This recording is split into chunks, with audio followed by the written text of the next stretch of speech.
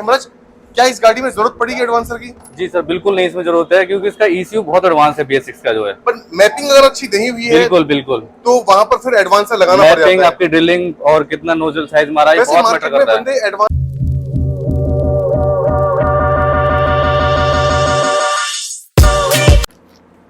दोस्तों सोमवार का दिन है, बहुत ज्यादा बाहर बारिश का मौसम भी बना हुआ है।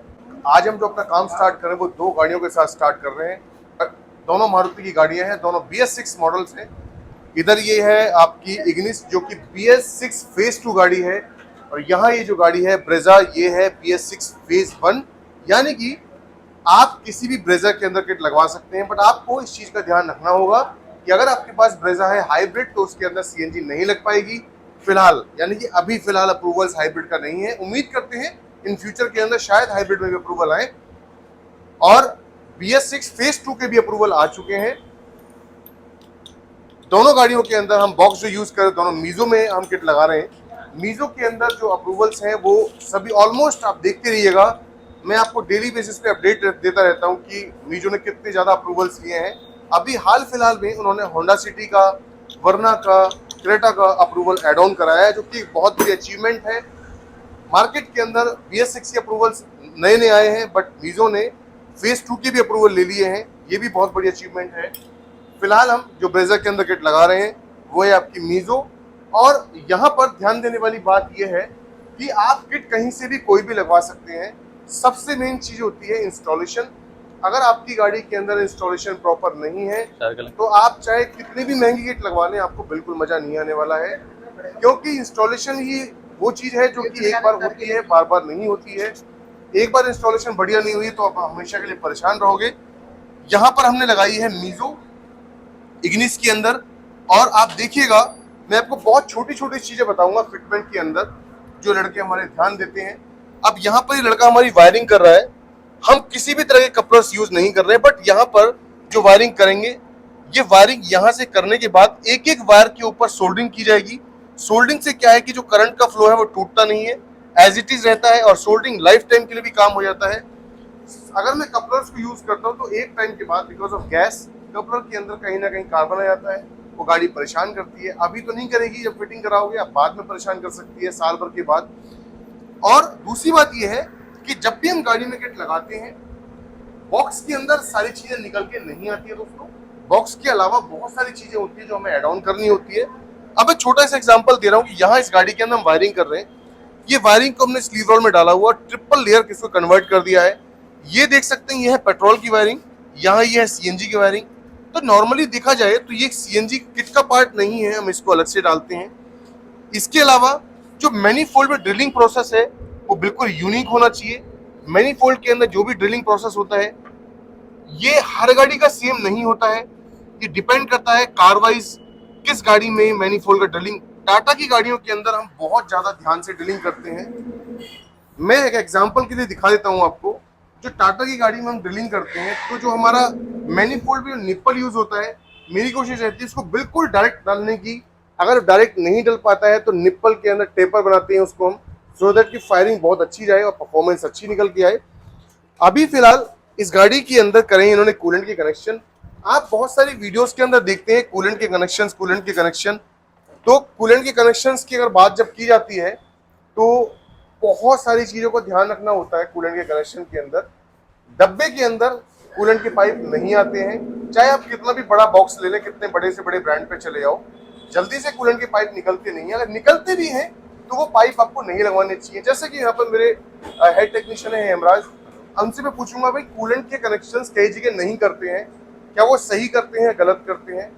वैसे तो देखा जाए कूलेंट के कनेक्शन करने चाहिए गाड़ी के अंदर, बट मैं इतना बता देता हूँ अगर आपकी पाइप की क्वालिटी अच्छी नहीं है, ऐसा ही है हेमराज? बिल्कुल सर, अगर आपकी पाइप की क्वालिटी अच्छी नहीं है तो कोई फायदा नहीं है। अभी हमारे पास एक गाड़ी आई थी बलेनो जी, उसमें किसी ने ऐसी पाइप लगा रखे थे, ठीक है, वो पाइप क्या हुआ, चटक गए। अच्छा, और उससे क्या गाड़ी हिट हो गई। अगर पाइप की क्वालिटी आपकी बेस्ट नहीं है तो कोई फायदा नहीं है, बट कूलेंट कनेक्शन से बहुत फायदा है आपको। अच्छा, क्या फायदा है कूलेंट कनेक्शन? ये फायदा है, जैसे हमारी गैस ठंडी होती है, कूलेंट कनेक्शन क्या होता है, हमारा जो रिड्यूसर होता है उसमें गर्म हो जाता है। वो जब गाड़ी में गर्म गैस अंदर जाएगी ना तो बर्न बहुत अच्छी से होती है, बर्न अच्छी होती हाँ, है। ठंडी गैस जल्दी से बर्न नहीं होती, जिससे पिकअप और माइलेज बहुत फर्क पड़ता है सर। यहाँ पर सोचने वाली बात यह है कि जो कूलेंट की जो पाइप है, देखो मैं ये नहीं कह रहा हूँ कि हमारे यहाँ पर अच्छे लगते हैं, हो सकता है कहीं और भी अच्छे लगते होंगे। कस्टमर को इस चीज का बिल्कुल ध्यान देना चाहिए कि अगर अपनी गाड़ी में कूलेंट के कनेक्शंस कराए हुए हैं तो आप टाइम टू टाइम ये भी चेक करते रहिएगा, क्योंकि जिस हिसाब से टेम्परेचर रहता है हमारे इंडिया के अंदर, मोस्टली आप गर्मियों में रहते हैं और पाइप की क्वालिटी अगर अच्छी नहीं है तो वहां से लीकेज भी स्टार्ट हो सकती है। तो आपको भी पर्सनली ये ध्यान रखना होगा।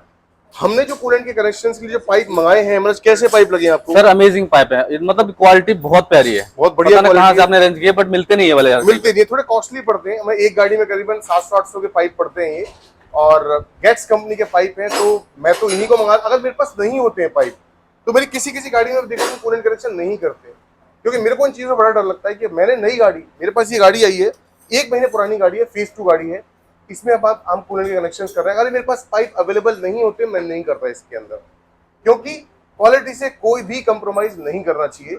और दूसरी बात यह है कि मैं इसके अंदर किसी भी तरह का एडवांसर लगाने वाला नहीं हूँ, क्योंकि मेरा मानना यह है कि अगर एडवांसर आपका इस गाड़ी में लगाने की जरूरत, क्योंकि ईसीएम जो है इसमें 48 पिन का सॉफ्टवेयर है और 48 पिन जो है वो बहुत अच्छी मैपिंग करता है। हेमराज, क्या इस गाड़ी में जरूरत पड़ेगी एडवांसर की? जी सर बिल्कुल नहीं, इसमें जरूरत है, क्योंकि इसका ECU बहुत एडवांस है BS6 का जो है। पर मैपिंग अगर अच्छी नहीं हुई है बिल्कुल बिल्कुल, तो वहां पर फिर एडवांसर लगाना पड़ मैपिंग, जाता है। आपकी ड्रिलिंग और कितना नोजल साइज मारा है, वैसे बहुत मार्केट मैटर में करता है। बंदे एडवांसर बहुत जल्दी लगा देते हैं BS6 गाड़ियों में, क्यों लगाते होंगे? सर उन्हें सेटिंग ही नहीं करनी आती उसमें। अच्छा, सेटिंग करनी नहीं आती सर है। मेन गेम तो सेटिंग का ही है।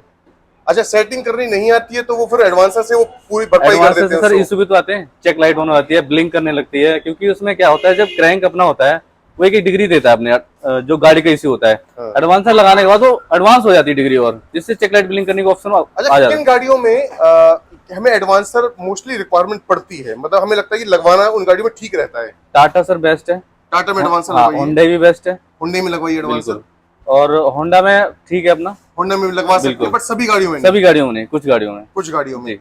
और मारुति की किन गाड़ियों में एडवांसर लगवाना ठीक रहता है? 3 सिलेंडर कार सर, ये 3 सिलेंडर गाड़ी जी, होती है, बिल्कुल। उनमें एडवांसर लगाना बिल्कुल ठीक रहता है। हाँ ठीक है, चलता है एक अच्छा। चीज और यहाँ पर एड ऑन करो आप, जी जैसे टाटा की गाड़ियां हैं, जैसे पंच हो गई, अल्ट्रोज हो गई, जी क्या बिना एडवांसर की गाड़ी डिलीवर करना ठीक रहता है? बिल्कुल सर, पंच में बहुत अच्छा चलता है बिना एडवांसर के। अच्छा, हाँ, अल्ट्रोज, अल्ट्रोज भी अच्छी है, टाटा टियागो। सेम इंजन है सर दोनों का। अच्छा, हाँ तो मेरा मानना ये है कि अगर आपके पास, अगर आप किट कहीं भी लगवाने जा रहे हैं, पहले कोशिश करो कि बिना एडवांसर के सेटिंग कराओ गाड़ी के अंदर।